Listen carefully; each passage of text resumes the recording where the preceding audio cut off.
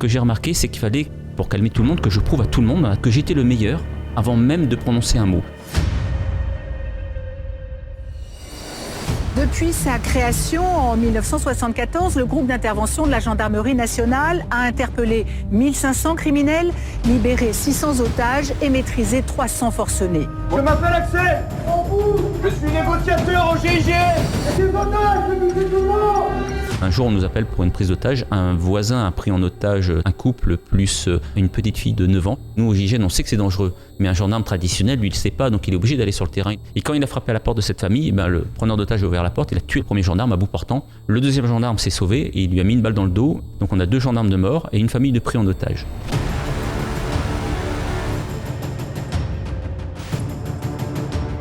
Je lui parle et à un certain moment, je lui demande « Est-ce que tu as besoin de nourriture? Est-ce que tu veux quelque chose ?» Il me dit « Oui, j'aimerais avoir une pizza. » Et je lui dis « Et les personnes qui sont avec toi ?» Il me dit « Ils n'auront plus jamais faim. » Il met son arme en direction de ma tête et il me dit « Tourne-toi, lève ta veste. » Je lève ma veste et il voit mon pistolet automatique. Et là, il me dit « T'es un salaud, tu m'as menti, je vais te buter. »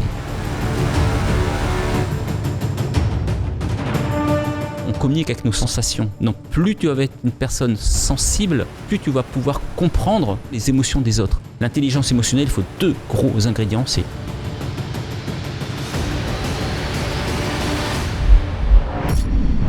Tu pourrais nous raconter une prise d'otage qui pour toi a été la plus stressante par exemple. Et du moment où on te sollicite, on te dit voilà, il y a une prise d'otage, t'arrives sur place, ce que tu vis, qu'est-ce qui se passe, le stress, comment tu le gères, puis la négociation, comment ça se passe jusqu'à la fin.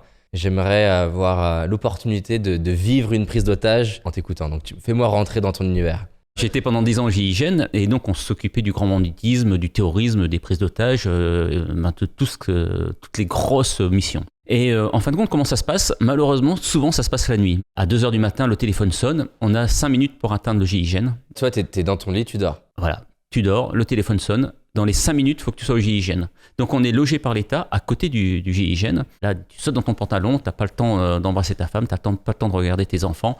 Tu pars directement au GIGN et tu sais pas où tu pars. Tu ressens quoi là quand il se passe ça? L'adrénaline. T'es là pour ça, t'es là pour sauver des vies. Donc là, ça y est, ton cœur bat à 100 km/h, à 100 à l'heure et tu te dis, mince, ça y est, là, je vais être employé dans ce que je sais faire. En plus, il y a l'incertitude, tu sais pas où tu vas. Si tu restes en France, tu peux partir en Afghanistan, tu peux partir au Mali parce qu'on a une compétence internationale, mais 90% c'est en France. Donc tu arrives au GIGN et là, les gens sont tellement motivés que souvent il y en a qui sont déjà là avant toi, pourtant tu te dépêches. Et tu arrives, on est 10 personnes super motivées et on attend que les missions, on est entraîné pour ça, donc on attend que ça et on a de la chance de faire beaucoup d'entraînement mais beaucoup de missions aussi. On fait à peu près 300 à 400 missions par an. Mais là, tu sais pas encore si tu es... Alors moi, j'étais négociateur, mais un négociateur peut être dans la colonne d'assaut si on n'a pas besoin de négociation. Donc tu sais pas encore si tu vas être dans la colonne d'assaut ou tu vas faire de la négociation. Donc tu arrives au GIGN et là, tu as un briefing qui est fait par ton chef de groupe. Il te dit la mission, si c'est un forcené, si c'est une prise d'otage, si c'est du terrorisme, etc. Il te dit la situation globale et il nous dit nos places. Et là, il me dit négociation. Donc je sais que je suis à la négociation. Moi, tu me réveilles à 2h du matin pour me raconter que je vais aller parler à un forcené, je suis un peu stressé. Il se passe quoi en toi à ce moment-là? Alors justement, on n'est pas stressé. Pourquoi? Parce que c'est notre quotidien.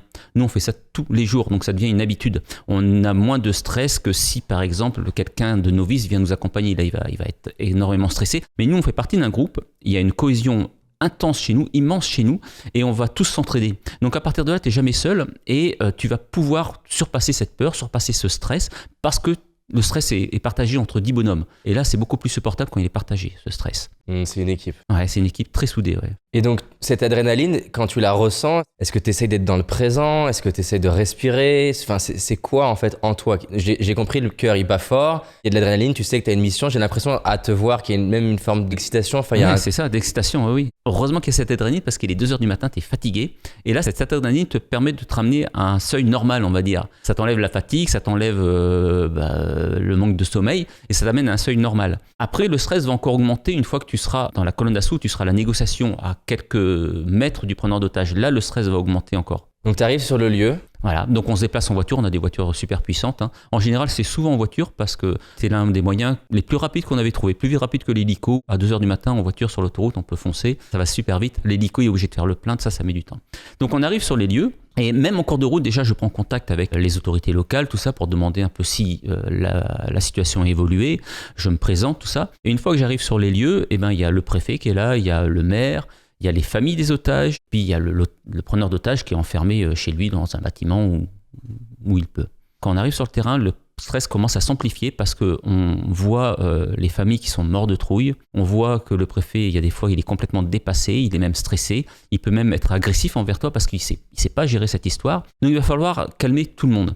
Ce que j'ai remarqué, c'est qu'il fallait, pour calmer tout le monde, que je prouve à tout le monde, à tous les gens qui étaient présents, aussi bien le preneur d'otages, les otages, le préfet, la famille des otages, que j'étais le meilleur avant même de prononcer un mot. C'est-à-dire que par mon attitude, je devais prouver à tout le monde que j'étais l'homme de la situation. Voilà. Et donc ça passe justement par cette attitude qu'on a envers les familles, envers le préfet, cette façon de gérer son stress, cette façon de communiquer, et ça rassurait tout le monde. Et à partir de là, on va pouvoir faire baisser la pression. Mais nous, le stress, là, commence à augmenter un peu plus parce que tous ces gens-là nous déchargent le stress sur nous. Et là, tu réalises l'enjeu par leurs yeux, par leur peur. Exactement. Surtout les familles qui sont là, qui sont terrorisées. Parce que quand on nous appelle, souvent, il y a eu des morts. C'est pour ça qu'ils nous ont appelés. Le preneur d'otages est super déterminé. Et donc, comme il y a eu des morts, les familles des survivants sont encore plus stressées. Et là, ils nous transmettent ce stress. Et donc, il va falloir le gérer, ce stress. Un jour, on nous appelle pour une prise d'otage. Un voisin a pris en otage son voisin. C'est une famille. Et ils sont, en fin de compte, un couple plus une petite fille de 9 ans, je crois. Et il les a pris en otage. Donc, pareil, on part du GIGN. On va dans cette ville de province. Je prends contact avec le préfet me dit que la situation est stable. Entre-temps, des autres voisins ont entendu crier, donc les gendarmes se sont déplacés. Nous, au GIGN, on sait que c'est dangereux, mais un gendarme traditionnel, lui, il ne sait pas, donc il est obligé d'aller sur le terrain, il est obligé de frapper à la porte. Et quand il a frappé à la porte de cette famille, le preneur d'otage a ouvert la porte, il a tué le premier gendarme à bout portant. Le deuxième gendarme s'est sauvé, et il lui a mis une balle dans le dos, et il a eu le temps de faire 10 mètres, il est mort 10 mètres plus loin. Donc on a 2 gendarmes de mort et une famille de pris en otage. Et donc j'arrive sur les lieux comme ça, et déjà je fais un briefing avec le préfet, commence la négociation et je me mets assez loin quand même au début je me mets assez loin de la maison parce qu'il y avait les 2 gendarmes qui étaient morts. Et ce qui m'avait choqué, c'est que le deuxième gendarme, quand il était mort, son képi avait volé à quelques mètres de lui. Il était à 5-6 mètres de moi, son képi, et à l'intérieur de son képi, il y avait la photo de sa petite fille. Et là, je me suis dit, mince, sa petite ne sait pas qu'elle a déjà plus de papa. Elle a 8 mois, elle ne sait pas que son père, gendarme, est décédé. Et déjà, ça, c'est extrêmement dur, et il faut arriver à faire la part des choses, parce que si je pars là-dessus, je peux en vouloir à mon preneur d'otage, je peux avoir des ondes négatives, et puis je peux faire un boulot pas très propre, on va dire, parce que je vais être influencé par ce qu'il vient de faire. Donc il faut arriver à faire la part des choses, je me remets dans la mission. J'ose pas m'avancer parce qu'il y a des fenêtres partout sur cette maison. J'avais son numéro de portable, je l'appelle, il me répond pas. Je décide de l'appeler à la voix, donc je crie assez fort pour qu'il m'entende. Monsieur Durand, est-ce que vous m'entendez? Et là, je vois les rideaux qui bougent, et je vois que le preneur d'otage est à la fenêtre avec quelque chose dans la main, donc je me plaque au sol, j'ai peur qu'il me tire dessus. J'ai un tireur d'élite qui est du GIGN qui est caché quelque part, il me dit non, il a un téléphone dans la main, il l'agite. Donc je comprends qu'il veut que je l'appelle par téléphone. Donc là, je le rappelle par téléphone, et là, la première phrase qu'il me dit, ce preneur d'otage, il me dit « Arrête de crier comme ça, tu vas réveiller tout le monde ». Il se rend même pas compte de ce qu'il vient de faire. Il se rend même pas compte qu'il a tué 2 gendarmes. Il se rend même pas compte qu'il y a un périmètre de sécurité qui est fait autour de lui, que plus personne dort où il habite. Il se rend même pas compte des événements, et là, je me dis mince, ce gars-là doit avoir un problème psychologique. Je continue à négocier avec lui, à créer un lien. Les premières minutes, en fin de compte, tous les négociateurs du monde font la même erreur, c'est qu'ils essayent de sauver les otages. Moi, je ne me suis jamais occupé d'un otage. Pourquoi? Parce que j'avais compris que si je sauvais le preneur d'otage, je sauvais tout le monde. Donc, quand tu te concentres sur les otages, tu crées un manque psychologique au preneur d'otage. Il est plus important. Eh oui, quand tu te concentres pas sur quelqu'un, il le sent. Qu'est-ce qu'il fait en général? Il fait des blocages, il fait des barrages, il te contredit, puis il va te tuer un otage. Donc moi, je faisais l'inverse. Je m'occupais pas des otages, je me concentrais sur mon preneur d'otage. Je lui montrais qu'il était la personne la plus importante pour moi. En lui faisant preuve d'écoute, j'allais jusqu'à sa porte pour écouter les sanglots des otages, pour écouter les crises du preneur d'otage, parce que souvent ils sont en colère, parce qu'ils ont un mal-être. Et ça me permettait vraiment d'avoir cette empathie pour comprendre la situation, me mettre à la place des preneurs d'otages, mais me mettre surtout à la place du preneur d'otage, pour savoir pourquoi il a fait ça.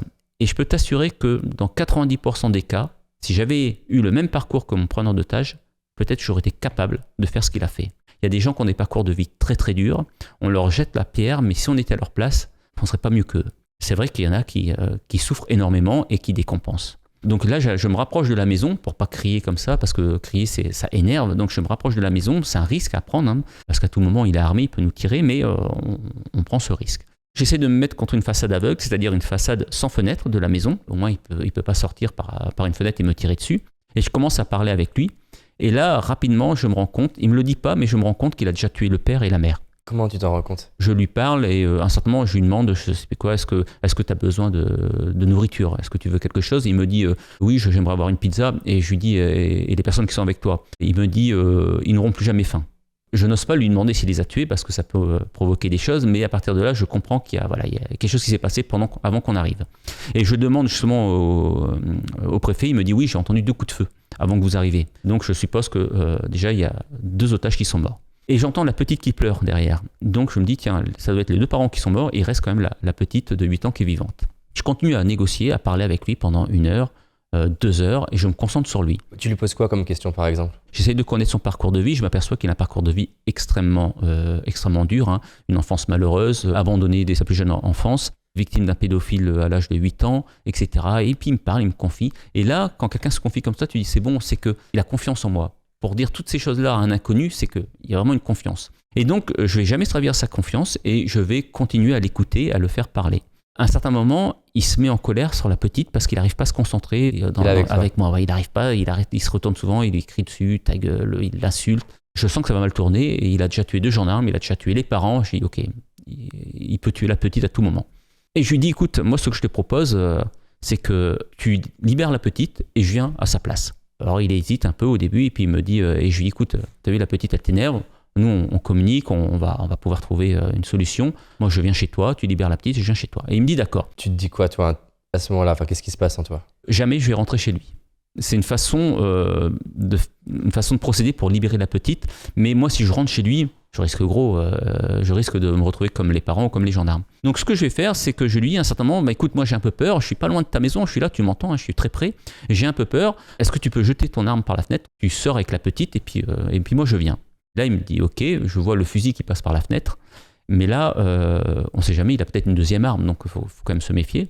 Je vois la porte qui s'ouvre du rez-de-chaussée, et je vois la petite qui est tenue par les cheveux, il la tient par les cheveux, la petite qui hurle, et il n'y a que son bras qui passe et la petite qui est là. Moi, je suis à 10 mètres de la porte, et je dis, monsieur Durand, écoutez, moi j'aimerais vous voir, hein, je ne suis pas rassuré, est-ce que vous pouvez sortir? Si je dis ça, c'est pour qu'il fasse 2-3 mètres dehors pour que l'équipe d'assaut l'attrape, et que je n'ai pas besoin de rentrer chez lui. Et là, effectivement, je le vois, il sort. Donc son arme, on l'avait viré. Hein. Et là, je vois, il fait 2-3 mètres. Je le vois qu'il sort. Il a la petite qui est en train de pleurer. Il me dit avance. Je dis j'arrive. Et là, je vois l'équipe d'assaut qui est de chaque côté de lui qui se lance contre lui pour l'attraper. Parce qu'on les attrape vivants en général. Hein. C'est rare quand on tire sur quelqu'un. Donc l'équipe d'assaut se jette sur lui. Mais ce gars-là, c'était incroyable. Il avait une sensibilité incroyable. Il sentait tout et il a senti l'équipe d'assaut arriver. Je ne sais pas comment il a fait pour le sentir, mais il l'a senti. Il jette la petite au sol et il retourne chez lui. L'équipe d'assaut arrive juste derrière. Il va pour fermer la porte. L'équipe d'assaut bloque la porte et je vois l'équipe d'assaut qui rentre dans la maison. C'était dans l'est de la France. L'équipe d'assaut rentre dans la maison. C'est des maisons énormes là-bas. Je vais vite récupérer la petite qui est en pleurs. Je la prends dans mes bras et d'un seul coup, j'entends le preneur d'otages qui crie. Alors en général, ils crient les preneurs d'otages quand l'équipe d'assaut les attrape parce que, on va dire, c'est comme du rugby. Hein. Il y a vraiment une percussion, le gars il tombe par terre, on le menotte, donc le gars il crie de douleur. Mais là, c'est pas des cris de douleur, c'est des cris de haine. Et ça, c'est pas normal. Alors je m'étais fait passer pour un médiateur de la préfecture. On se fait rarement passer pour un négociateur du GIGN parce que ça fait peur. Quand tu dis négociateur GIGN, ils regardent tellement les séries américaines. Ils attendent quelque chose. Ah, ils attendent l'équipe d'assaut, l'hélico, le point rouge sur le visage. Donc ça les stresse. Donc on prend, là j'avais pris comme couverture médiateur de la préfecture. Et j'entends un certain moment, je veux parler au médiateur. Je vois que c'est pas normal, il y a quelque chose qui est pas normal. Donc je donne la petite aux pompiers et je vais vite dans la maison. Je rentre, il y a un grand salon qui est là. Je me retourne et en face de moi, il y a un demi-étage. C'est un escalier de 5-6, même pas 3-4 marches. Et je vois les jambes de l'équipe d'assaut. Donc je vois tous les jambes de l'équipe d'assaut. Et puis je vois les jambes de mon preneur d'otage qui est à 2 mètres de. Il est debout, personne ne l'a appréhendé. Et je dis, qu'est-ce qui se passe? Et j'avance, et là, plus j'avance, plus je vois les silhouettes. Hein, et je m'aperçois qu'en fin de compte, que rien n'est fini, que tout commence. La vraie négociation commence maintenant parce qu'il avait un pistolet automatique dans le dos. Et quand l'équipe d'assaut a failli l'attraper, quand ils sont rentrés chez lui, ce gars-là, comme je te l'ai dit, il avait une certaine sensibilité. Il s'est dit, si je tire sur l'équipe d'assaut ne va pas s'arrêter, elle va continuer, ils vont m'attraper. Et ça, il le sentait. Et c'est vrai, hein, t'as beau tirer sur une équipe d'assaut va foncer. Mais là, il a été plus malin, il a pris son arme, il l'a mis sous son menton, il a menacé de se suicider. Et là, l'équipe d'assaut s'est arrêtée. Il savait pas quoi faire. Et donc moi j'arrive et je lui dis monsieur Durand, je suis là, hein, parce qu'il crie, je veux parler au médiateur. Je regarde l'équipe d'assaut me regarde, je regarde le preneur d'otage et il fait face à la colonne d'assaut et il me regarde à peine. Et il me dit ok, maintenant tu as 5 minutes pour faire sortir tout le monde, sinon je me fais exploser la tête. 5, 4, 3, et il compte aussi vite que ça. 5 secondes, tu veux dire? Ouais, 5 secondes, pardon. Je me dis, est-ce que c'est Natox? Parce qu'arrivé à 0, il va avoir l'air bête, il va poser son arme, on va l'attraper, ou alors il va se faire exploser la tête. Mais s'il se fait exploser la tête, moi je vais devoir rendre des comptes aussi, parce que je suis négociateur, je suis là pour solutionner les missions. Et à 1, ok, je dis, ok, tout le monde sort. L'équipe d'assaut sort, recule de la cuisine, descend les 4-5 marches. Toi, t'es armé ou pas? Moi j'ai un pistolet automatique dans le dos, ouais, un petit Glock 21. Ils viennent dans le salon, ils se mettent contre le mur, donc ils voient plus l'équipe d'assaut, ça permet de libérer la pression. Ouais, de moins le stresser, voilà. Il a toujours son arme tellement foncée sur son menton qu'on voit même pas le canon. Et je lui dis, ça y est, monsieur Durand, tout le monde est sorti, je lui dis, baissez votre arme. Ce dont j'ai peur à ce moment-là, c'est qu'il me braque et qu'il me tue aussi. Hein. Tu te fous de ma gueule, il me dit, je sais qu'ils sont derrière le mur. Il y avait des cadres et la vitre reflétait la visière des casques d'intervention dans les cadres derrière moi. Et là, j'attrape le coup, je dis, oui, ils sont sortis de la cuisine, mais c'est vrai, ils sont là. Il dit, t'as pas compris, je veux plus personne chez moi à part toi.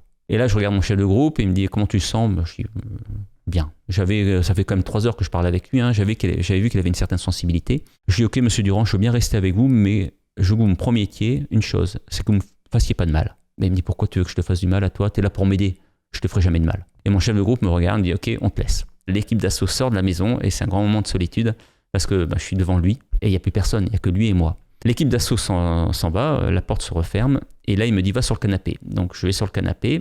La première chose qu'il fait, c'est qu'il ferme la porte d'entrée à double tour.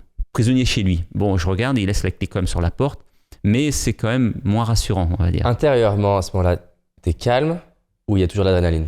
C'est assez étrange comme sensation parce que t'es plus avec ton groupe. Le groupe peut plus t'aider. Ils sont là, hein, ils peuvent intervenir dans... Mais ça peut aller vite en fait. Ouais, mais là il a plus qu'à appuyer sur la détente lui, donc c'est quelques secondes. Mais le groupe peut vite intervenir, mais jamais assez vite pour te sauver la vie. Faut pas trop y réfléchir parce que c'est là où tu commences à stresser. Et il faut se concentrer sur son objectif. Quel est mon objectif? Mon objectif, c'est de sauver ce preneur d'otage. Je me le répète pour pas perdre cet objectif et puis surtout pour pas être envahi par la peur. C'est-à-dire, tu te dis quoi par exemple? Eh bien que je vais le ramener à la raison. J'ai réussi à ce qu'il libère cette petite, hein. Il allait la libérer cette petite.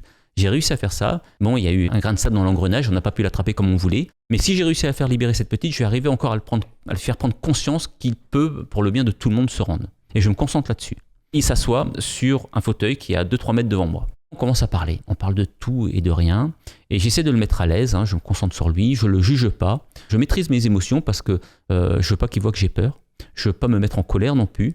Parce que toutes ces émotions sont contagieuses. S'il voit que j'ai un changement d'attitude, eh ben lui peut changer d'attitude. Donc j'essaie de rester le plus serein possible et puis de me concentrer sur lui. La première synchronisation, c'est dans les yeux. Donc je le regarde dans les yeux et j'essaie de me synchroniser avec lui par le regard. J'ai employé à peu près ces mêmes gestes aussi. C'est-à-dire que je vais me synchroniser physiquement avec lui. Et ça rassure énormément les personnes. Par exemple, là, toi, on est tous les deux assis, les mains sur la table. Si tu étais plus en arrière, je serais peut-être tenu plus en arrière également. C'est une synchronisation et ça marche. Hein, ça marche parce que les gens se reconnaissent dans ton comportement et ça les rassure énormément. Donc, j'ai à peu près la même posture que lui. Et à un certain moment, il croise une jambe, je croise une jambe et je continue à parler avec lui. Combien de temps entre le moment où il croise les jambes et le moment où toi, tu vas le faire? Je ne le fais pas directement, sinon la personne va le voir. J'attends bien, 10-15 secondes. Mais ça, c'est à toi de le ressentir. Tu le sens à un certain moment où tu peux le faire naturellement. Donc, je croise les jambes. Et à un certain moment, il sort un gobelet en plastique sous la table basse et il se sert du vin. Je dis, mince, il y a l'alcool en plus, une arme à feu, c'est pas bon. Mais pour me synchroniser avec lui, je lui dis la même chose. Je lui dis, écoute, moi j'aime bien le vin, est-ce que je peux avoir aussi un verre de vin? Il me sort un gobelet sous la table, il me jette un gobelet en plastique, je prends son gobelet. C'est son gobelet de la veille, il a encore du vin rouge tout cramé au fond, tu sais. C'est pas grave, il faut se sacrifier des fois. Je prends la bouteille, je me verse un verre de vin. Et quand il boit, qu'est-ce que je fais? Je bois. Tu peux remarquer, si un jour tu sors avec des amis dans un bar, on est 4-5 amis, on a tous notre verre. Si tu bois un coup, dans la foulée, il y en a bien au moins 1 ou 2 par imitation qui vont boire leur verre aussi en même temps que toi, ou presque en même temps que toi. Ça s'appelle la synchronisation. Donc là, il boit, j'attends un peu, 2-3 secondes et je bois. Tu bois le verre en entier? Non, je bois même pas. Je trempe mes lèvres à l'intérieur et puis voilà. À un certain moment, il sort même des cacahuètes. Il se sent tellement à l'aise. Et ça me rassure du côté là, le côté apérodinatoire, on va dire, malgré la situation lugubre. Hein. Il n'a pas conscience de ce qu'il vient de faire, mais que j'ai réussi à le rassurer pour qu'il a accepte de boire un verre, de partager un repas avec moi. C'est des cacahuètes, c'est pas grand-chose. Hein. Il pose des cacahuètes, il mange des cacahuètes. On serait cru, entre guillemets, à un apéro dînatoire s'il n'y avait pas les 2 cadavres derrière, parce qu'il y a encore les 2 cadavres des parents qui sont juste derrière lui. Hein. Je vois les pieds derrière. J'essaie de pas les regarder, justement, de me concentrer sur lui. Et de ne pas lui en parler d'ailleurs. Et pareil, là, je mange des cacahuètes pour lui montrer que je suis comme lui, que j'adore le vin, que j'adore les cacahuètes, qu'on se ressemble. À un certain moment, il est tellement à l'aise que son arme, il la tient même plus, il la tient sur ses jambes, il menace plus sa vie. Ni sa vie, ni la tienne. Il ne l'a jamais menacé, la mienne, pour l'instant. Hein. Il a toujours menacé sa vie. Et ça, il la menace plus. Et là, je me dis, c'est cool. C'est cool parce qu'on a fait un gros progrès déjà. Il est tellement à l'aise qu'il ne pense plus justement à mettre sa vie en jeu pour rester vivant, en fin de compte. Je dis, tiens, je vais voir s'il est synchronisé avec moi. Je décroise les jambes. Et puis, allez, dans la foulée, 1-2 secondes après, bam, il décroise ses jambes. Ah, je dis, tiens, il y a comme une synchronisation. Ça, c'est quelque chose que vous faites souvent, ouais. de tester cette synchronisation. Tout à fait, oui. Pour voir si on est sur la même longueur d'onde, en fin de compte. Tu vas tester par du physique à chaque fois ou tu vas tester par un changement de voix ou c'est souvent physiquement que tu testes? Alors, c'est le plus souvent physiquement parce que c'est inconscient. Les intonations, c'est inconscient aussi, hein, mais il faut faire attention avec les intonations parce que ça peut être mal interprété. Il reconnaît inconsciemment ses gestes, ouais. Je prends mon verre, je bois, et ben qu'est-ce qu'il fait? Il prend son gobelet, il boit aussi. Ça s'est inversé, j'ai l'emprise sur lui. C'est toi qui lead, quoi, comme une danse. C'est moi qui... Ouais. Là, tu es dans une situation où il y a beaucoup d'incertitudes dans comment ça se passe, comment ça va se passer. Quand tu dis, voilà, j'ai mon objectif, je reste en tête avec mon objectif, je veux le sauver quelque part. Est-ce que tu as une idée de comment tu vas t'en sortir? Comment t'es en fait? Il faut savoir que le GIGN est renommé pour son improvisation. Attention, c'est pas tiens, j'improvise, non. L'improvisation, c'est un schéma tactique inlassablement répété à l'entraînement. On a des entraînements extrêmement durs, justement, pour rencontrer n'importe quelle circonstance qu'on va rencontrer. Vous avez testé plein de scénarios d'entraînement, ce qui fait que tu peux piocher inconsciemment sur un et dire ok, on prend lui. Même si ça c'est pas la même situation, il y a toujours quelque chose qui se ressemble. À force d'entraînement, ça devient une improvisation. Tu sais même pas pourquoi tu fais ça, mais parce que avec du recul, ah bah oui, à l'entraînement je l'ai déjà fait, à l'entraînement je l'avais déjà vu, à l'entraînement on avait vu une situation à peu près similaire. Et donc ça te permet de réagir spontanément. Et on voit pas que c'est quelque chose que tu as travaillé parce que ça a l'air spontané, ça a l'air naturel, oui. On le fait réellement souvent. Et là, à ce moment-là, t'as un scénario en tête à ce moment-là? Ben oui, en fin de compte, quand il est synchronisé sur moi, avec moi, quand je décroise les jambes et qu'il décroise les jambes, je reteste une deuxième fois avec mon verre pour voir s'il est réellement synchronisé. Et effectivement, il est réellement synchronisé parce qu'il boit aussi en même temps que moi. Là, je vais me lever. Par mimétisme, il va se lever. Je vais aller à la porte. Il va me raccompagner comme 2 amis qui ont terminé leur apéritif. Et il me raccompagne à l'extérieur. Une fois arrivé à l'extérieur, s'il se rapproche de moi, une fois que la porte est ouverte, je lui saisis l'arme et l'équipe d'assaut, dans la fraction de seconde, elle va être là et ils vont pouvoir l'appréhender. Je me lève, qu'est-ce qu'il fait? Il se lève.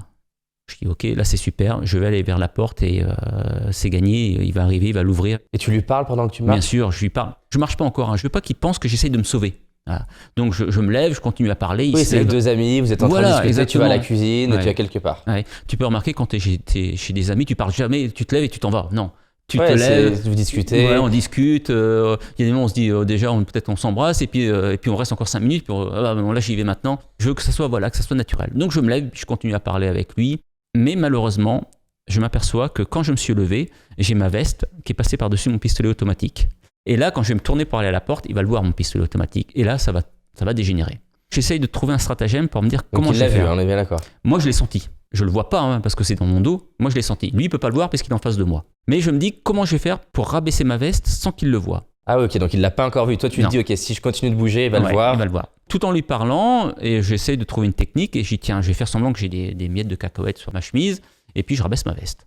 Mais comme je te l'ai dit, ce gars-là, il avait une certaine sensibilité. On communique avec nos sens, hein, nos sensations. Il était incroyable. L'erreur que j'ai fait, c'est que j'ai coupé la synchronisation avec lui.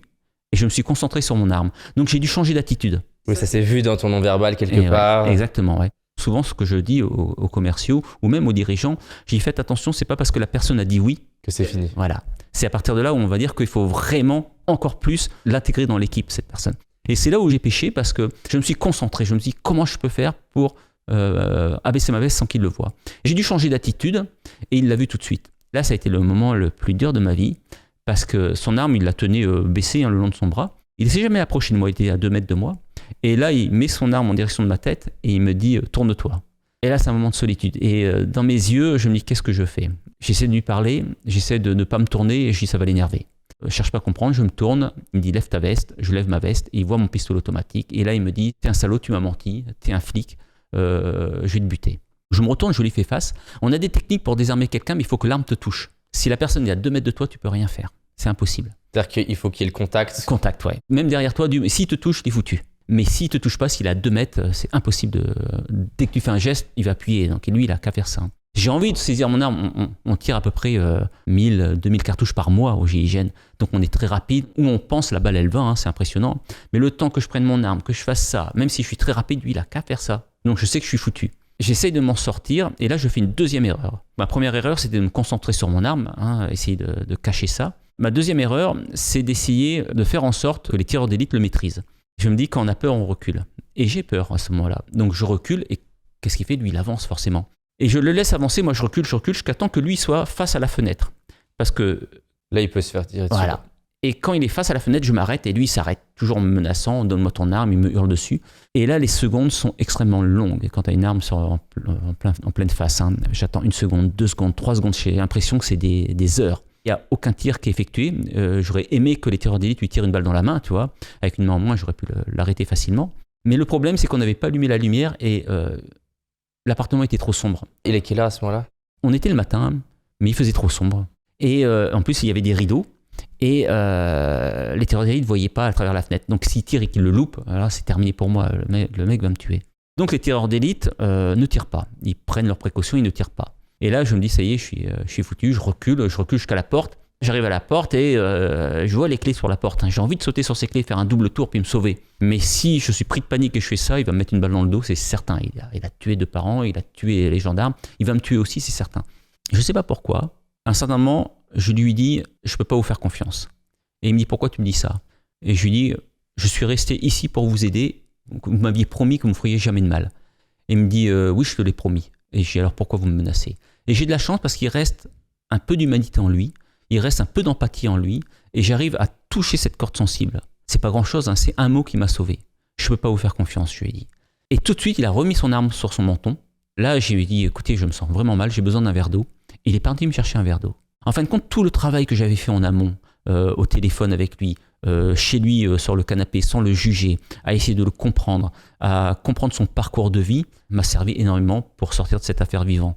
Il est parti, et là, je n'ai pas joué au héros, j'ai ouvert la porte à double tour, l'équipe d'assaut qui était à la porte sont rentrés, quand il arrive avec son verre d'eau, ils l'ont poussé, il est tombé, ils lui ont saisi l'arme, et c'était fini. Donc il ne fallait pas grand-chose, mais je suis persuadé que si je n'avais pas fait preuve d'autant d'empathie pendant des heures avec lui, sans le juger sur ce qu'il avait fait, je serais mort aujourd'hui, c'est certain. Ouais. Au moment là où tu es sorti, tu te sens comment là? Tu apprécies la vie parce que tu te dis, waouh, j'ai eu chaud là. Nos missions sont très risquées, tu comprends, au GIGN, quand on nous appelle, c'est souvent très risqué, mais on le vit en groupe, donc ça va. Mais là, j'étais tout seul. Et ça a été un moment extrêmement dur pour moi, ouais. Et quand je suis sorti, c'est heureux d'être vivant. Et puis, à un certain moment aussi, un peu la peur au ventre en se disant, mince, j'ai eu chaud, vraiment. T'as eu du mal à faire d'autres missions derrière? Non, ça s'est super bien passé parce que, encore une fois, je retombe dans un groupe. C'est très rare quand ça se passe comme ça, une mission. Une fois que tu es dans le groupe, après, tout se passe bien, ouais. Comment tu fais pour gérer ton stress et comment tu fais pour gérer le leur en même temps? Il y a des choses à faire avant, pendant et après. Avant, il faut savoir que si tu fumes, tu bois, tu fais pas de sport, tu te drogues, tu dors peu, tu vas être beaucoup plus sujet au stress que, par exemple, moi, qui fais du sport, qui dort, qui fait attention à ce que je mange, que je ne bois très peu d'alcool, excepté le week-end, et je dors relativement bien. Donc à partir de là, déjà, je suis plus fort que quelqu'un qui ne fait pas ça. Donc déjà, c'est cette partie avant. Après, pendant, nous, il y a cette habitude, l'habitude de faire des choses. À l'entraînement, on s'entraînait énormément en situation de stress, justement, pour pouvoir improviser dans des situations réelles. Ça veut dire quoi, on s'entraînait en situation de stress? On faisait des prises d'otages fictives avec quelqu'un du GIGN qui jouait le preneur d'otages, qui nous tirait dessus à balles réelles, qui avait des otages aussi, qui criaient, qui nous mettaient la pression. Il n'y a pas autant de stress qu'une vraie mission, mais ça te fait prendre conscience de pas mal de choses. Donc c'est cette habitude, cet entraînement nous permet d'être moins stressé en mission. Des simulations comme ça, t'en as tous les combien de temps? Tous les jours, on s'entraîne. À la fin de cette simulation, tu parles d'entraînement, ça se passe comment le débrief? Parce que tu peux pratiquer un sport pendant 20 ans et pas vraiment progresser. J'imagine que dans chaque simulation, il y a des endroits où tu as été très bon, d'autres un peu moins bon, et il y a des trucs à apprendre. Comment vous y prenez pour apprendre de chaque simulation? Alors déjà, on a un mode de recrutement qui est extrêmement dur pour entrer au GIGN. On a 14 mois de sélection. Pour te donner un exemple, nous on était 100 candidats. Au bout de 14 mois, on a terminé à 5. Donc il n'y a que 5 sur 100 qui ont été pris. Ces 5 personnes qui ont réussi ces 14 mois ont des aptitudes psychologiques plus que physiques. Notre façon de s'adapter, notre façon de pouvoir improviser, et c'est ce qu'on recherche au GIGN. On ne recherche pas des montagnes de muscles, tu m'as vu, je suis pas quelqu'un de terrifiant, mais on recherche des gens qui sont forts psychologiquement. C'est-à-dire que des gens qui savent s'adapter et trouver des solutions par rapport à des problématiques qu'on leur met au quotidien. Donc on a déjà, on va dire, un processus en nous qui nous permet de s'adapter peut-être plus vite que les autres. Mais encore une fois, c'est cet entraînement qui va développer cette aptitude d'adaptation. Une fois que la simulation elle est finie, vous avez un protocole, vous débriefez? À l'entraînement, on fait un débriefing. En mission, on fait 2 débriefings. On va faire un débriefing sur la mission pure, technique, tactique, parce qu'on peut toujours progresser. Même si on a 100% de réussite, on aurait pu encore faire mieux. Donc vous en faites un même quand ça marchait? Même quand ça marche, parce qu'il y a toujours des choses à dire. On peut toujours faire mieux. Et puis après, on fait un débriefing émotionnel. C'est-à-dire qu'on va dire ce qu'on a vécu. Oui, quand j'ai vu le cadavre de ce gosse, ça m'a fait mal. Et puis je m'aperçois que mes copains aussi ont eu mal. Je ne suis pas le seul à avoir eu mal. Et ça fait du bien de partager ces émotions parce que ça permet de repartir sur une autre mission et se vider ce sac émotionnel qu'on a en nous. Et si on ne le fait pas, ce sac se remplit, et puis on peut à un certain moment être plus fragile. Donc le fait de dire nos peurs, nos craintes, de le dire sans crainte d'être jugé par les autres membres du groupe, et puis les autres membres du groupe se confient aussi, ça permet à nous justement d'évacuer puis de voir qu'on n'est pas le seul à avoir eu des appréhensions, à avoir été choqué par certaines scènes, et ça permet de repartir sur de bonnes bases. En plus de partager, on vous donne des outils pour mieux gérer émotionnellement telle ou telle situation? Le négociateur, justement, est formé à la négociation. Il a une formation de 2 ans à la négociation, mais en plus, il a une formation à la sophrologie. En fin de compte, le négociateur joue le rôle, pas de psychologue parce que c'est un bien grand mot, mais d'incitateur à la parole dans le groupe. Donc il va se confier le premier et ça va permettre aux autres de se dire si lui il a peur, moi je peux le dire aussi, que ça m'a choqué, tout ça. Donc le négociateur a une triple casquette. Il peut être dans la colonne d'assaut, il est négociateur et puis aussi après pour faire ce débriefing émotionnel. Ok, donc en faisant preuve d'humilité, en disant voilà, moi j'ai mal vécu ce truc-là, du coup tu permets au reste du groupe de se dire ok, on est sécurisé et on peut parler, on peut s'exprimer. Faire preuve d'humilité, tu as raison, c'est la base de tout. Même avec un preneur d'otage, si on ne fait pas preuve d'humilité, on bloque tout le monde. Je vais vous faire une confidence. Tout le monde est capable de négocier, il suffit de le vouloir réellement et d'oser. Je m'appelle Édouard Beltrame. Je m'appelle Bernard Tellier. Depuis une vingtaine d'années, ma vie est consacrée à la négociation. J'ai été pendant 10 ans le négociateur du GIGN. La vie est faite de négociations. On négocie tout le temps. La négociation, ça se travaille. C'est comme le sport, on ne peut pas faire un marathon du jour au lendemain. Le bon négociateur devient par la pratique et surtout par l'apprentissage. D'où l'importance de se former et se préparer pour nos négociations quotidiennes. Si tu en as assez de te faire manipuler, si tu en as assez de passer à côté de bonnes occasions, si tu as réellement envie de progresser, clique sur le lien pour avoir accès à plus d'informations sur ce programme qui peut changer ta vie et tes négociations. Si on revient sur les 2 entre guillemets erreurs ou choix en tout cas qui se sont pas passés comme tu voulais, est-ce qu'avec du recul tu dirais tiens il y avait une autre manière de faire? Ce que j'ai compris, en gros, je me suis focalisé sur mon arme plutôt que lui. J'essayais d'imaginer comment on peut transposer ça, par exemple, à un commercial ou un entrepreneur qui est en discussion avec son client. Ça se passe super bien.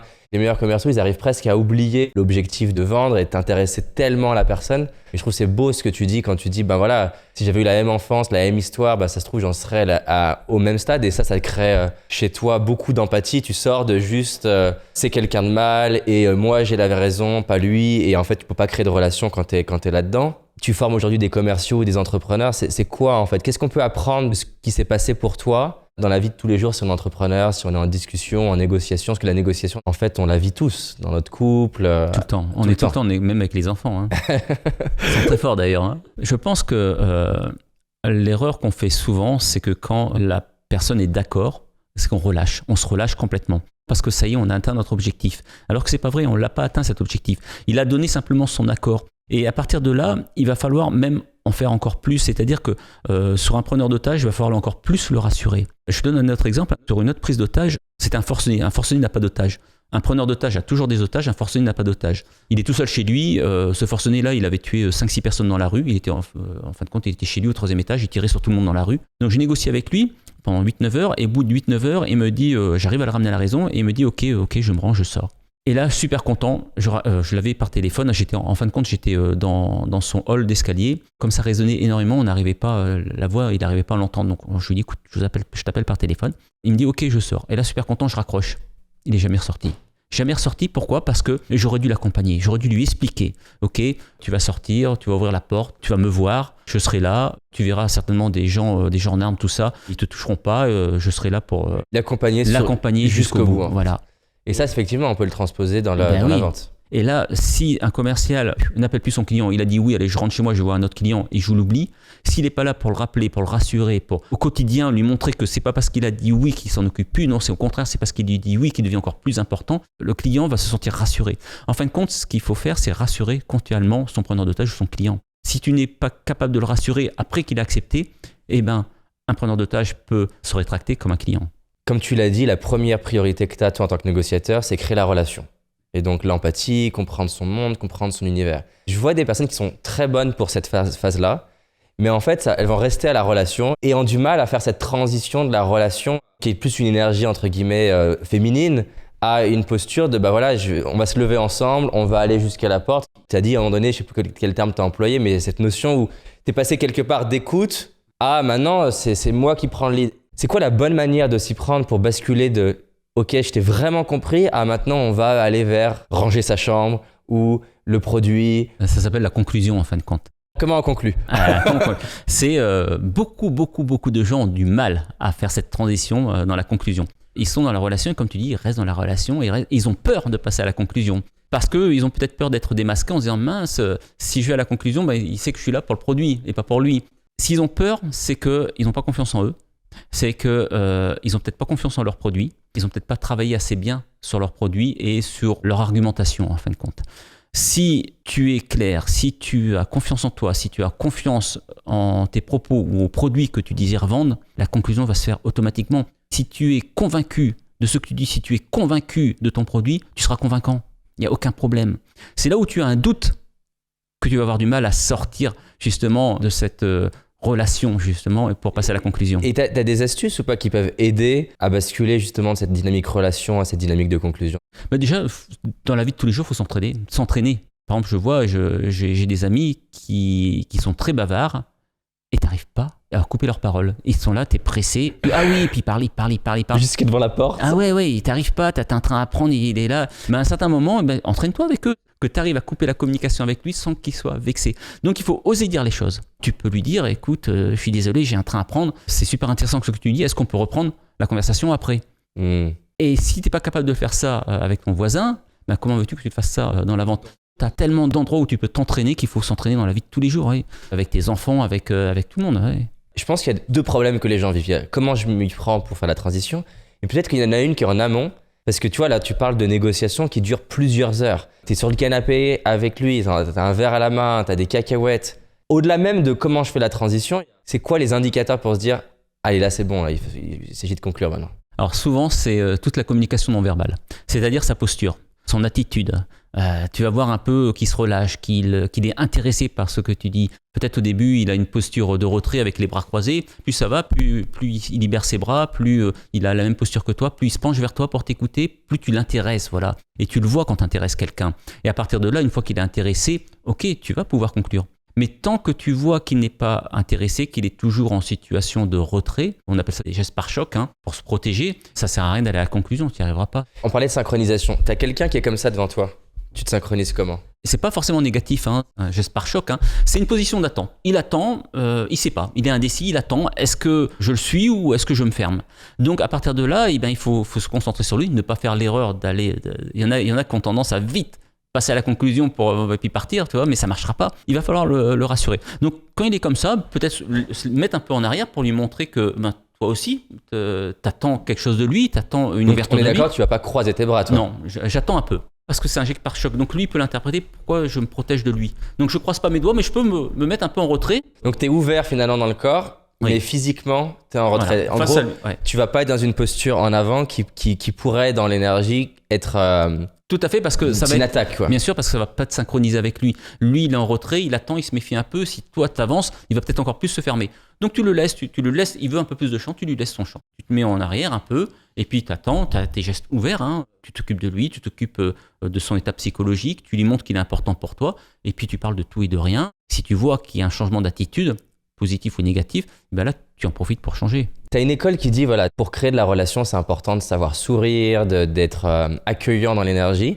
Et t'as une autre école qui va dire, en fait, si t'es trop en train de sourire, tu vas pas avoir de lead dans la relation. Et on connaît tous un ami qui, justement, même si les filles vont dire, lui, il est gentil. Donc, sous-entendu, en fait, je suis pas du tout intéressé, pas du tout attiré. Et de l'autre côté, on connaît tous aussi des personnes, ou en tout cas, on a vu des personnes qui vont pas du tout sourire et qui ont un vrai charisme et embarquer des gens avec eux. On en connaît aussi des Will Smith, par exemple, très accueillants et qui ont aussi un vrai leadership. Comment on se positionne un petit peu dans ces deux formes de charisme, ces deux manières d'interagir avec l'autre? Je pense que sourire, c'est bien. Comme quand tu dis bonjour à quelqu'un, tu lui envoies un sourire, un bonjour, un sourire, c'est important.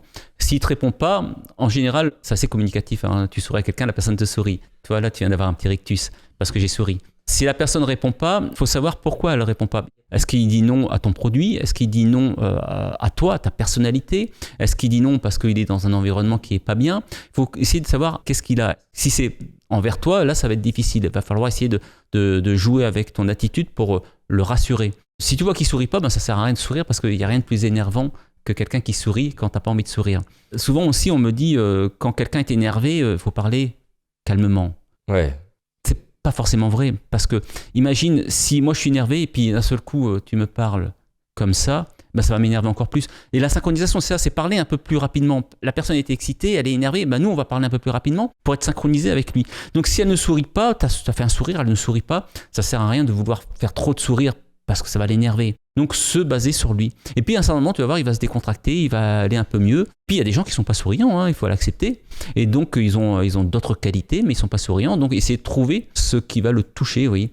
Est-ce que c'est dans ton attitude? Est-ce que c'est dans tes propos qu'il va être rassuré? Et à partir de là, il faut arriver à trouver et puis enfoncer le clou sur ce côté qu'il aime.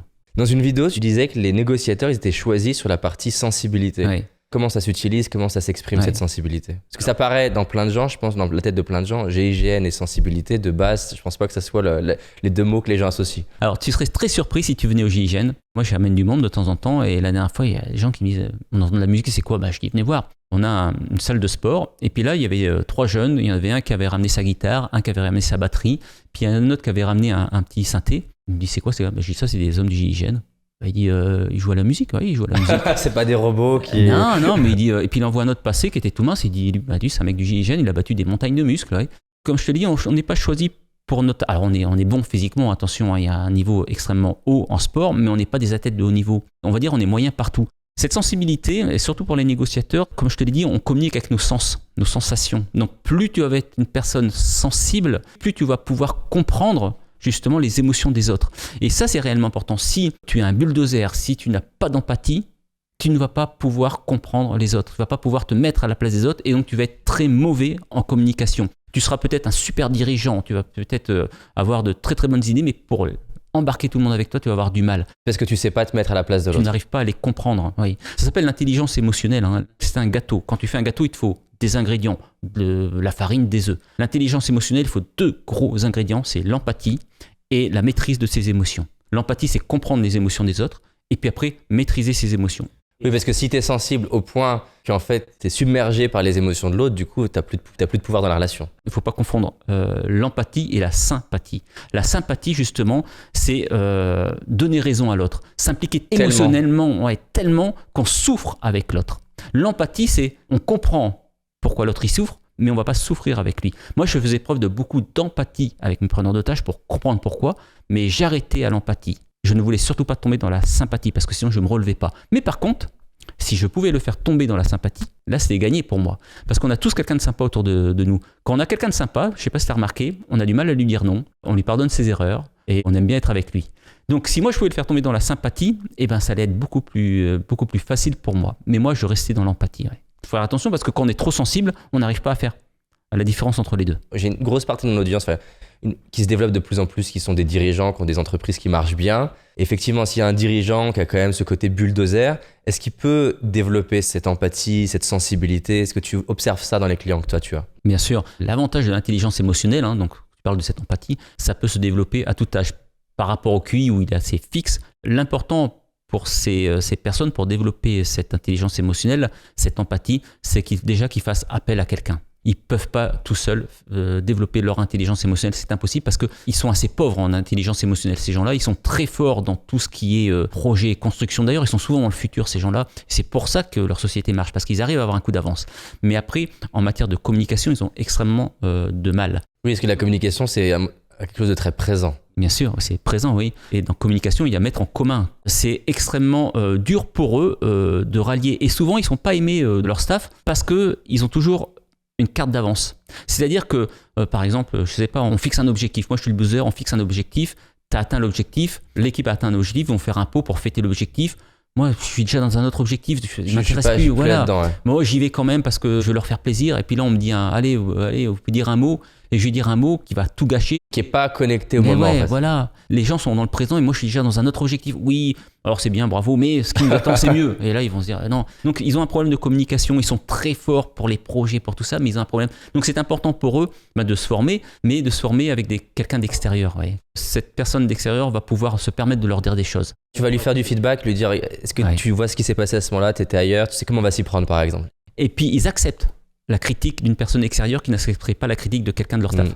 C'est des choses que tu fais, toi, d'être avec un dirigeant, de lui donner du feedback. Alors, je fais beaucoup de formations en plus grand nombre. Admettons, j'arrête à 12-14 dirigeants, pas plus, parce qu'après, ça devient des conférences, on va dire. Mais en formation, oui, je fais des 12-14 personnes. Et c'est très bien parce que, justement, il y a une liberté d'expression qui se crée. Et entre eux, ils s'aident aussi. Même s'ils ne se connaissent pas, ils s'aident énormément. Ouais. Tu recrées, en gros, le phénomène de l'équipe du GIGN avec des dirigeants. Tout à fait. Tu utilises ce côté, justement, d'en avoir un qui est empathique pour que les autres s'ouvrent? Justement, j'essaye moi déjà d'être dans l'empathie pour leur montrer qu'au GIGN, on peut faire des missions au pied dans l'empathie. Je raconte une mission qui m'a marqué. De ce fait-là, déjà, ça relativise.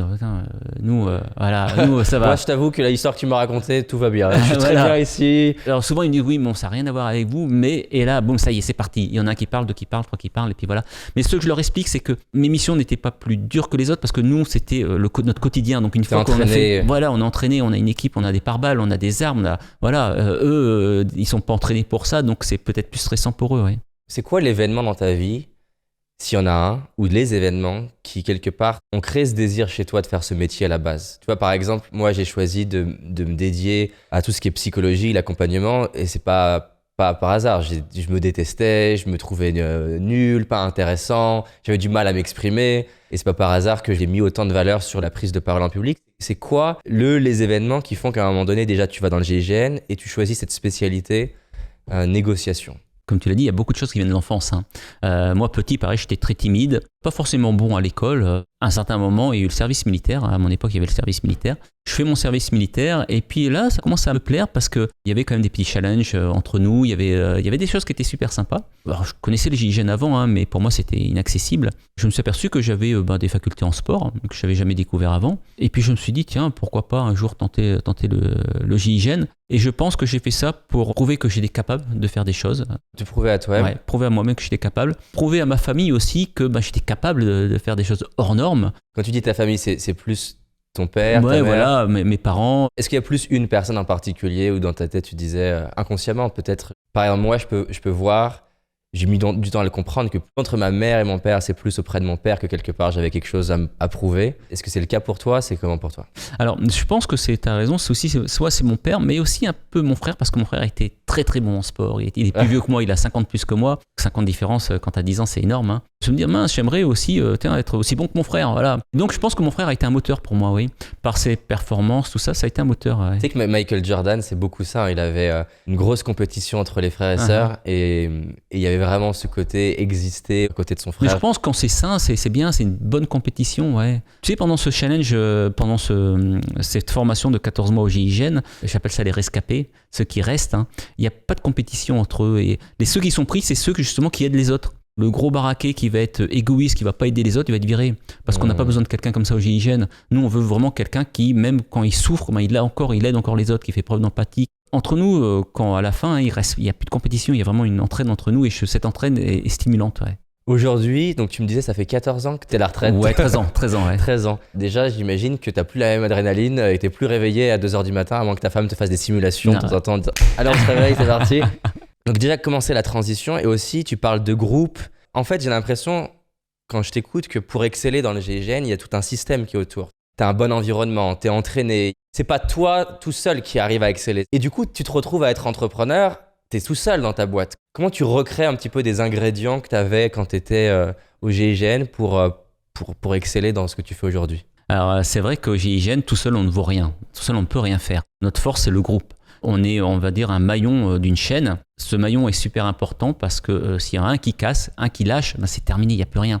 Il y a cette cohésion entre nous qui va faire qu'on va se surpasser. Une fois que tu sors du GIGN, bam, il n'y a plus personne, tu te trouves tout seul. Et là, c'est super dur. En fin de compte, cette adrénaline, bah, tu ne peux plus retrouver l'adrénaline que tu avais au GIGN. Il n'y a plus personne qui te tire dessus. Heureusement, il n'y a plus rien. Ça s'organise, si tu veux. Ouais, je sais bien, ouais. Il n'y a plus cette adrénaline. Maintenant, il faut savoir quelque chose, c'est que le stress, peu importe la situation, reste identique. C'est-à-dire que souvent, je dis dans mes conférences, qu'est-ce qui est le plus stressant pour vous? Vous vous promenez au Canada, il y a un grizzly qui vous fonce dessus, ou un client qui vous parle mal. Tout le monde me dit le client, parce que le grizzly, on va mourir, on sait qu'on va mourir. Le stress emprunte toujours le même chemin. Parce que vous savez que vous allez mourir, mais votre corps ne le sait pas. Votre corps sait qu'il y a quelque chose qui ne va pas. Il ne sait pas si c'est un client, il ne sait pas si c'est un grizzly. Donc, qu'est-ce qu'il va faire votre corps? Il faut savoir que le stress a une dimension psychologique et physiologique. Il va envoyer toute l'adrénaline. L'adrénaline, c'est la première phase du stress. Pour faire face, c'est physique à l'adrénaline. Hein. Quand on parle, ça te réveille. Ouais. Et donc, le stress reste le même. En fin de compte, moi, quand je fais mes conférences, que j'arrive devant une conférence devant 500, ça m'est déjà arrivé de faire maximum 1000 ou 1500 personnes, je sais plus. Mais que ça soit 500 ou 200 ou 50 personnes, ben, il y a l'appréhension d'abord.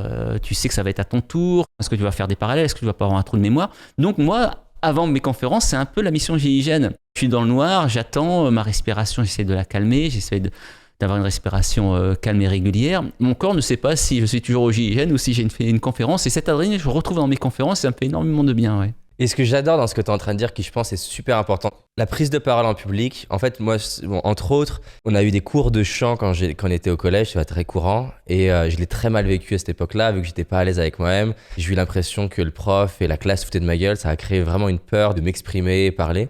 Pendant des années, du coup, quand j'avais une situation de prise de parole, je me mettais à avoir les mains moites, je me mettais à stresser, je me mettais à avoir l'adrénaline. J'ai mis des années à comprendre que cette adrénaline, elle n'était pas un problème en soi. C'est-à-dire qu'en fait, je me disais, oh là là, merde, je commence à stresser, j'ai le pouls qui s'accélère, j'ai les mains moites, tu vois plus de la même manière. Aujourd'hui, ce qui est drôle, c'est que ça m'arrive encore plein de fois, avant une prise de parole en public, d'avoir quasiment les mêmes symptômes. Sauf que la grosse différence, c'est qu'aujourd'hui, je me dis, tout va bien. J'ai juste les symptômes normaux que j'ai de temps en temps avant une prise de parole. Et par contre, ce qui est drôle, c'est que le fait de me dire c'est normal, et ben d'un coup, le stress qui baisse, là où avant, je commençais à me dire, oula, tiens, je suis en train de paniquer, ça va être horrible, je vais avoir des blancs, on va se foutre de ma gueule, ça va être, je vais pas gérer, et qui crée un vrai problème. La peur, c'est vicieux avec ce truc-là, parce que quand tu commences à penser que tes symptômes physiques, c'est le problème, du coup, ça s'empire. Exactement. Ouais. Et on voit bien avec toi que l'adrénaline, c'est pas du tout associé à un problème. Ah non, pas du tout.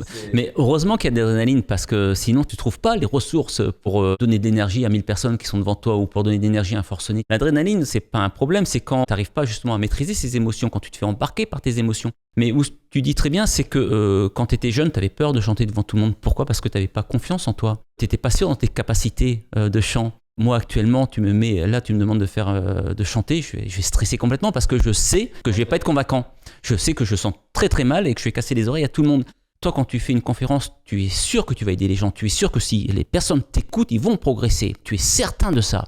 Moi, c'est pareil. À partir de là, j'ai confiance en moi, j'ai confiance en ce que je dis et je sais que les gens vont sortir meilleurs que quand ils sont rentrés.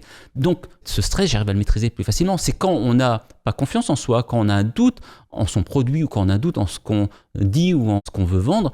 Là, oui, on stresse et on perd nos moyens. Ouais. Plein de fois, tu parles d'entraînement. Il y a eu des simulations, vous entraînez, des heures de pratique. Quand j'interviewe des sportifs de haut niveau, c'est la même chose. J'ai demandé à Alain Bernard, donc en natation, comment tu fais à la finale des Jeux Olympiques pour pas te stresser. Il me dit, tu sais David, bien sûr j'ai de l'adrénaline, mais en fait cette finale quelque part, je l'ai faite 1000 fois à l'entraînement. J'ai appelé mon séminaire « Entraîner pour réussir » pour te dire à quel point la notion d'entraînement, j'ai de l'amour pour cette notion-là parce que c'est ce qui a changé ma vie. De toute façon, je serais pas là devant toi à l'aise comme je suis. Parce que lire, c'est super, apprendre des choses, c'est super. Et d'ailleurs, les gens qui nous écoutent, ils prennent juste une pépite de ce que tu as dit et ils s'entraînent avec. Dans 2 ans, ils sont une personne qui est différente. J'aimerais profiter de tout ce que tu as dit pour appuyer pourquoi c'est important pour toi de s'entraîner et Et aussi, comment c'est accessible pour monsieur et madame tout le monde? Parce qu'on pourrait se dire, ouais, mais il est au GIGN, il y a de l'entraînement. Et c'est un truc qui est important pour moi de dire, mais en fait, tu peux t'entraîner tout le temps. Tu l'as dit, tu peux t'entraîner avec tes enfants, ta femme, ton mari. Et moi, le jour où j'ai réalisé ça, ça a changé ma vie parce que je me suis dit, ok, je voyais pas comment je pourrais être un jour confiant. Mais quand j'ai compris qu'avec l'entraînement, ça pouvait le faire, d'un coup, ça devenait accessible. Il suffit, David, que tu fasses tous les jours un petit truc. Dans 10 ans, tu auras changé ta vie. C'est quoi la valeur de l'entraînement pour réaliser ses rêves? Déjà, il y a une très belle phrase, je ne sais plus de qui elle est. Si tu veux apprendre à nager, tu peux lire tous les livres du monde sur la natation. Si à un certain moment tu ne descends pas dans une piscine, jamais tu seras nager. Et ça, c'est important. Moi, quand j'ai fait les tests du GIGN, tu as peur de faire les tests du GIGN, hein, parce que déjà, tu vas au GIGN, il y a très peu qui sont pris. Et puis, tu te dis, est-ce que je suis assez bon pour rentrer au GIGN? À partir de là, je me suis dit, si je veux rentrer au GIGN, il faut que je m'entraîne. Pendant 3 ans, je me suis entraîné à fond. C'était un entraînement individuel, hein, personnel, en course à pied, natation, les pompes, les tractions, le parcours du combattant. Parce que j'étais gendarme, il faut faire 4 ans gendarme, 4 ans militaire avant de rentrer au GIGN. Donc je rentrais à 2h du matin, j'allais courir, je mettais ma frontale et j'allais courir. Puis j'avais rencontré des jeunes aussi qui allaient courir, tout ça. Et je leur dis, mais vous vous entraînez pourquoi? Pour le GIGN. Je dis moi aussi, vous voulez pas qu'on s'entraîne ensemble? À 4, on va être plus fort. Ah ouais, pas de problème. Et puis on se donnait rendez-vous à 2h du matin, on allait courir avec nos frontales et tout ça. Et je suis le seul à avoir passé les tests. Je pense que les autres n'étaient pas assez motivés. J'ai fait mes 10 ans au GIGN, je suis sorti du GIGN, puis j'ai rencontré un des jeunes qui s'était entraîné 10 ans après avec moi, et il me dit « Ah, mais tu sais que moi aussi j'aurais pu rentrer au GIGN. » Je dis « Ouais, t'avais largement le niveau, t'étais même meilleur que moi en sport. » Mais est-ce qu'il le voulait? Je pense qu'il ne le voulait pas autant que moi. Il était meilleur en sport que moi, mais il était moins motivé que moi. Cet entraînement, tout est affaire de motivation. J'aime bien ce terme motivation par rapport au terme de détermination. Moi, je n'étais pas déterminé, j'étais motivé. Dans le terme motivé, c'est le côté ludique. Qu'est-ce qui me fait plaisir? C'était de rentrer au GIGN. Voilà, ça me faisait plaisir. Les autres, je pense qu'ils étaient peut-être déterminés, mais ils n'avaient pas cette fonction ludique et ils se sont fatigués en fin de compte. Quand on ne s'amuse pas, il n'y a pas de plaisir et puis voilà. Cet entraînement individuel et collectif est réellement important. Moi, en mission, donc, j'avais un entraînement collectif, mais avant chaque mission, par exemple, quand j'étais dans la colonne d'assaut, il y a beaucoup d'attentes. Hein. Je fermais les yeux, je prenais ma respiration et j'imaginais l'assaut. Donc, j'entendais Top Action dans mes oreillettes. Je courais, la porte qui explosait on met de l'explosif sur la porte qui explosait, je rentrais, je voyais le couloir parce qu'on avait les plans, donc j'essayais de visualiser le couloir, hein, je voyais même la tapisserie, je voyais les meubles, alors que je n'étais jamais rentré dans l'appartement, hein. Je sentais mon binôme qui me suivait, je voyais le preneur de tâches qui était là-bas, je le voyais avec son arme, je fonçais dessus, je voyais que j'avais le temps d'attraper son arme, que je le poussais, que je le menottais. Tu vois ça au ralenti? Au ralenti, mais avant de faire la mission. Ouais, bien sûr. Et je ne sais pas si tu as déjà vu des parachutistes, quand ils sautent, avant au sol, ils font leurs gestes, ils répètent leur séance. Mais là, c'était pareil. Je faisais exactement la mission GIGN avant de rentrer. Et ça me permettait d'avoir un coup d'avance, même si l'intérieur de l'appartement n'était pas tout à fait le même. Si la tapisserie n'était pas pareille, s'il y avait un meuble qui était... C'est pas grave. J'avais déjà fait la mission et ça me permettait d'être beaucoup plus serein. Ouais.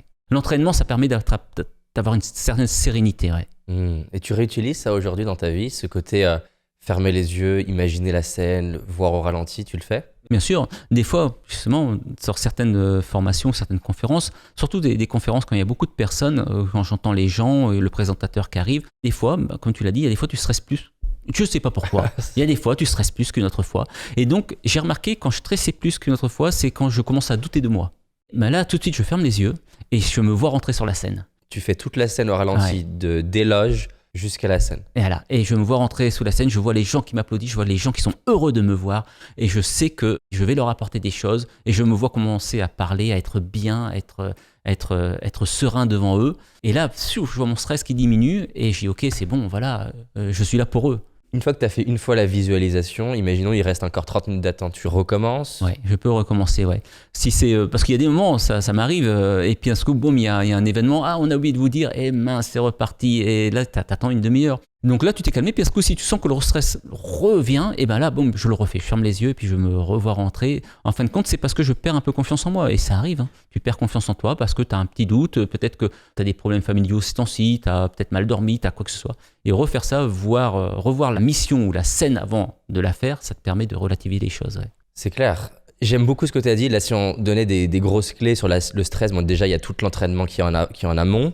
De visualiser l'entrée quelque part. Positive, le visualiser positivement. Ouais. Visualiser positivement les premières minutes de l'intervention. Imaginons quelqu'un qui passe à la télé, ça se passe bien au début, et pendant la télé, il est sur le plateau télé, on lui pose une question qu'il n'a pas l'habitude, et là, il se met à paniquer, mais pendant. Dans une vidéo, tu parlais aussi. Alors, c'est lié, mais comment prendre une décision rapide dans un moment critique. Il y a ce que j'ai fait en amont, c'est une grosse partie du travail, tu l'as dit. Et comment je fais si là, je panique, ça arrive, j'ai pas eu le temps de me préparer, j'ai pas prévu cette interaction-là, comment je fais pour me calmer dans le moment? Alors déjà, si tu paniques, ça se voit. Faut pas se leurrer, les gens le voient quand il y a quelque chose, tu changes de comportement. Si tu paniques, forcément, tu vas changer de comportement. Donc ça sert à rien de la cacher, cette panique. Au contraire, faut pas la dire non plus, mais faut pas avoir honte d'avoir un trou de mémoire, faut pas avoir honte de pas connaître les choses. Si tu sais pas, tu peux le dire. Moi, ça m'arrive des fois sur des formations. Je dis là, écoutez, là, je sèche, mais on va réfléchir tous ensemble et on va trouver la solution. Si tu commences à broder, ça va être pire parce que les gens vont dire bon. Il panique, mais en plus il dit n'importe quoi. Donc à un certain moment, il faut être clair avec toi-même, il faut être clair avec les autres. Si tu as un doute, si tu sais plus, il faut le dire. Voilà. Écoutez, laissez-moi réfléchir quelques instants. Est-ce que vous avez une autre question? Et puis on reviendra sur cette question après. Et puis voilà. Et ça permet de ne pas mentir. Parce que si tu mens en plus, si tu perds toute crédibilité. Ouais. Alors ça, c'est un truc que je trouve hyper délicat, l'arbitrage entre... Là, la clé que tu donnes qui est hyper intéressante, qui est encore une fois, on revient sur une forme d'humilité, vulnérabilité, exprimer ce que je ressens. Si on imagine un passage télé, ça va pas durer longtemps. Peut-être que je vais plutôt choisir le côté, je dis rien, je le garde à l'intérieur de moi. Parce que quand c'est dans les extrêmes, je trouve que c'est plus facile à imaginer. Si vraiment je suis pas bien du tout, là, il n'y a pas le choix, il vaut mieux que j'en parle. Mais imaginons, je suis sur un plateau télé et je commence à stresser, je commence à pas être bien. Je vois bien que ce que je raconte, c'est pas aussi pertinent que je peux le dire d'habitude. Comment je choisis? Là, il me reste 5 minutes d'antenne entre me dire, je continue comme ça, ou j'interromps et je dis, voilà, là, je suis pas bien. C'est comment je fais ce choix? Alors, moi, par exemple, j'ai de la chance de passer quelques fois sur les infos. Quand je ne les ai pas, j'ai une technique, je transforme la question. En fin de compte, soit je dis j'aimerais revenir sur ce qu'il a dit, parce que là je sais que je maîtrise, je sais que ça va apporter une plus-value aussi. Ou alors je réponds, mais vite, je transforme sa question et je vais sur un domaine que je maîtrise. Voilà. Parce qu'il y a des moments, on ne peut pas tout maîtriser. Il y a des moments, comme tu dis, il y a des moments, on peut paniquer aussi. Et le fait d'aller sur des sentiers qu'on maîtrise, tout de suite, ça rabaisse. Tu vas apporter quelque chose en plus, parce que c'est vrai que la personne a dit quelque chose et ça t'a fait réfléchir à autre chose. Et donc, ça va être constructif. Voilà. Est-ce que tu pourrais partager avec nous un conseil, astuce qui est contre-intuitif, que même des personnes qui sont bonnes en négociation ont tendance à oublier ou passer à côté? C'est-à-dire des gens qui, c'est leur métier de négocier, de vendre, donc on va dire que les fondamentaux, ils les connaissent, mais ils passent à côté d'un détail, d'une subtilité qui, toi, qui a passé une grosse partie de ta vie à faire ça, tu te dis, ils sont très bons, mais peut-être que ce truc-là en plus, ça ferait une différence pour eux. Moi, souvent, je leur dis, il faut arrêter d'être le vendeur-killer. C'est-à-dire arriver tout maîtriser, bam, bam, bam. Il faut passer, être le commercial, pas killer, mais le commercial sensitif. Encore une fois, je reviens sur les sensations, sur l'émotion. Tout ce qui est vente, c'est émotion. T'achètes souvent par un coup de cœur, t'achètes souvent parce que t'as envie, t'achètes souvent parce que c'est l'émotion. Si tu sais pas mettre de l'émotion sur ton produit ou sur ton service que tu désires vendre, t'arriveras pas à fidéliser la personne. Ok, elle te dit oui, mais tu sais pas si demain elle va te dire non, elle va te rappeler en disant en fin de compte non. Moi, pareil avec mes preneurs d'otages, si j'étais froid, si je donnais pas envie à mon preneur d'otages de sortir, si je partageais pas mes émotions avec lui, c'était comme l'une de mes premières missions, le mec il est pas sorti. Si je reste sur du basique, si je reste sur des techniques, il n'y a aucun lien qui se crée, donc c'est du superficiel et à tout moment la personne peut faire machine arrière. Donc encore une fois, c'est ces émotions qui sont plus fortes que toutes les techniques et les tactiques de vente. Ouais. Et donc, via les émotions, est-ce que c'est bon si je synthétise pour moi en disant que la priorité, c'est la création de la relation avec la personne? Est-ce que ça correspond à ce que tu veux dire? Oui, moi je pense que c'est ça, c'est créer un lien avec la personne. Ouais. Mon obsession dans la conversation, avant d'obtenir ce que je veux obtenir, c'est la relation. Tu dirais que c'est peut-être là où des gens le savent, mais l'oublient un peu. Moi, je leur dis souvent, mettez-vous dans la peau d'un négociateur du GIGN quand vous êtes, par exemple, soit chef d'entreprise avec vos équipes ou soit un commercial devant votre client. Est-ce que, si c'est un preneur d'otage, vous permettriez de dire ça? Est-ce que vous permettrez directement de lui dire « Tiens, bonjour Bernard, GIGN, tu me libères 2 otages ?» Non, le mec, il va pas vous libérer les otages. Vous allez d'abord vous intéresser à lui, à ce qu'il a fait. Et à partir de là, vous allez créer un lien. Je donne un exemple. La dernière fois, je vais pour acheter une voiture et le commercial arrive, bien fringué, tout ça. Il y avait un couple devant moi et il dit « Est-ce que je peux vous aider ?» Et puis là, le couple dit « Ah oui, là, on revient de vacances, la voiture était remplie de bagages. Les enfants avaient des bagages à leurs pieds, on n'en pouvait plus, on ne veut plus revivre ça, ça nous a gâché nos vacances. » Le commercial les regarde « Monsieur, vous avez raison de regarder cette voiture. 250 chevaux, 7 vraies places, coffre, 800 décimètres cubes. » Mais c'est pas ce qu'il aurait dû dire là. Il te donne plein d'informations et tu n'en tiens même pas compte. Comment s'appellent vos enfants? ils ont quel âge? Il te dit qu'il a des enfants, tu sais même pas combien d'enfants il a, tu sais pas leur prénom, et là, tu vas créer un lien. Et après, on va lui vendre. C'est comme le négociateur qui se concentre sur les otages, et tu lui libères 2 otages, il va jamais les avoir. Quand on se concentre sur les otages, quelque part, je me concentre sur ce que moi je veux. Ouais. Comme le commercial qui se concentrerait sur les caractéristiques. C'est rassurant parce qu'il les connaît par cœur. Sa voiture, il la connaissait par cœur. Donc c'est rassurant. Mais aller à se mettre un peu en position de doute pour aller sur les émotions. Tout petit, on nous brime sur nos émotions. On dit ne pleure pas, tiens-toi droit.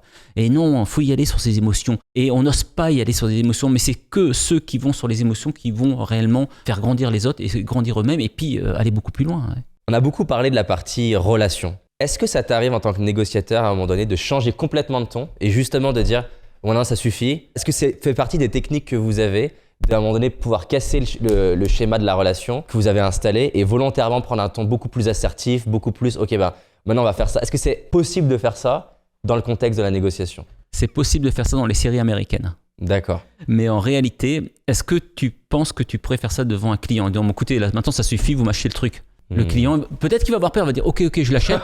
Toi, avec un flingue, je pense que tu peux arriver à dire. Mais demain, il va te téléphoner pour te dire si tu fais ça avec un preneur d'otage, il va te tuer un otage directement. La sanction est immédiate. Il va dire mais pour qui vous me prenez là? Il est en position de force, il a des otages, il est armé. Tu ne peux pas faire ça. Tu prends pas ce risque-là. Non, tu prends pas ce risque-là. Même si des fois, tu as envie de le faire parce que c'est énervant.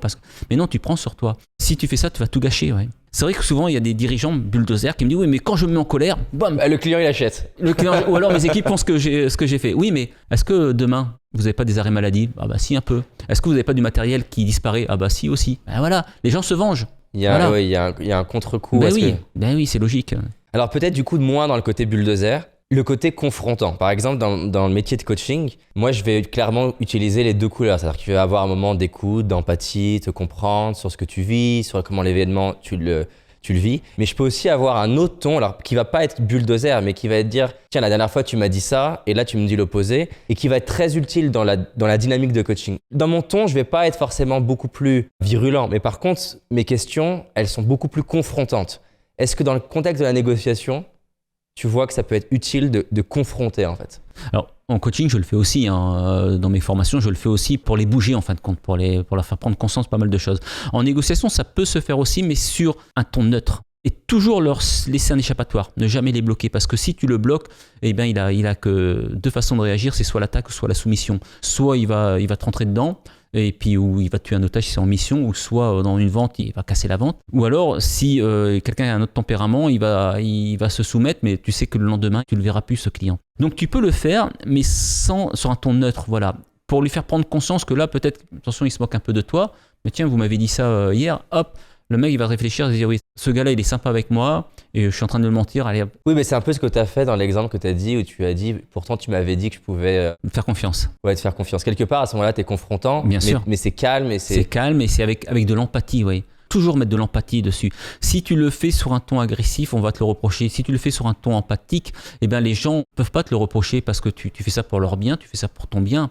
Et puis là, il n'y a plus de problème. Est-ce qu'il y a une dernière chose que tu aimerais partager, dire? Peut-être une chose importante, c'est quand même que les gens pensent à chaque coup à leur première impression. Cette première impression, elle est capitale quand même. Dans les premiers instants d'une rencontre, il y a un instinct animal qui se crée. Alors déjà, on est vu et seulement après entendu. Quand je suis rentré, on s'est vu d'abord, on a échangé des regards, on s'est évalué, on n'a pas échangé de mots. Moi, je vérifiais que tu n'avais pas d'arme. Ouais.